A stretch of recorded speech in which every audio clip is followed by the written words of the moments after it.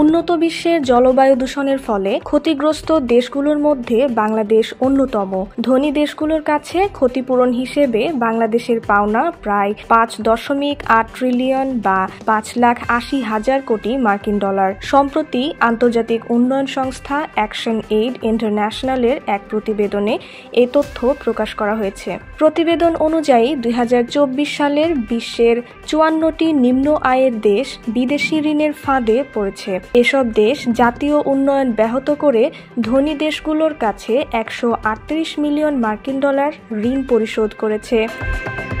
বাংলাদেশ সহ নিম্ন ও মধ্য আয়ের দেশগুলোর ন্যায্য পাওনা 107 ট্রিলিয়ন মার্কিন ডলার। তবে এই দেশগুলোর উপর বৈদেশিক ঋণের বোঝা মাত্র 1.45 ট্রিলিয়ন মার্কিন ডলার, যা ধনী দেশগুলোর দেনার তুলনায় 70 গুণ কম।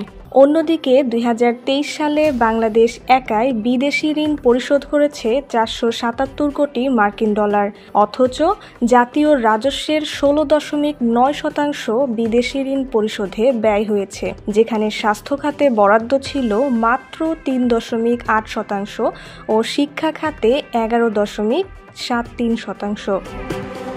অ্যাকশন এইডের প্রতিবেদনে বলা হয়, ধনী দেশগুলোর জলবায়ু ক্ষতিপূরণ পরিশোধে ব্যর্থতার ফলে বাংলাদেশ স্বাস্থ্য, শিক্ষা এবং জলবায়ু কর্মসূচিতে প্রয়োজনীয় বিনিয়োগ থেকে বঞ্চিত হচ্ছে।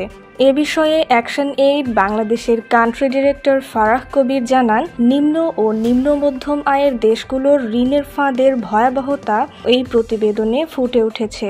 ঔপনিবেশিক ঋণ কাঠামো থেকে মুক্তির জন্য আমাদের জোরালো দাবি তুলতে হবে। প্রতিবেদনে বিশ্ব নেতাদের কাছে বেশ কয়েকটি সুপারিশ করা হয়েছে।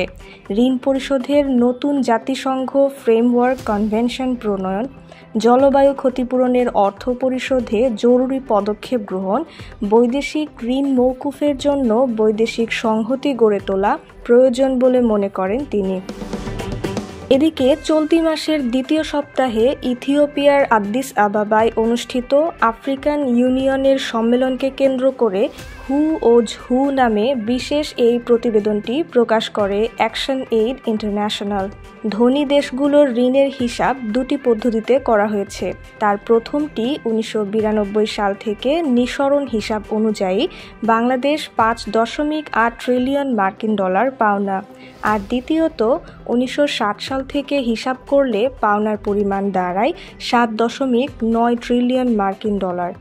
ধনী দেশগুলোর প্রতিশ্রুতি অনুযায়ী এই অর্থ পরিশোধ করতে ব্যর্থ হওয়ায় বাংলাদেশের সার্বিক উন্নয়ন বাধাগ্রস্ত হচ্ছে।